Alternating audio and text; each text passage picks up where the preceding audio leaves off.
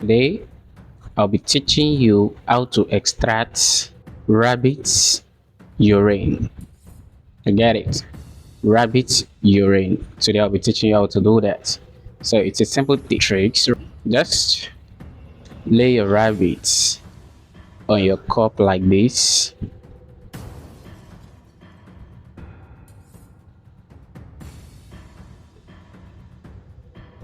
Make sure it's standing firm and you say two things. Just say two things. You say Odu Meji. Odu Meji. Then you lay your hands on the rabbit's head.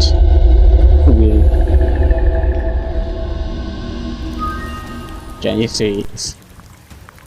Can you see it? Can you see the urine? Huh.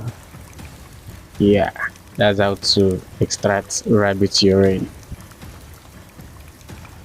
Whether it's live or toy or doll, whatever rabbit it is, you can extract the urine. Joke. And it's even drinkable. You can drink it. And you take it away.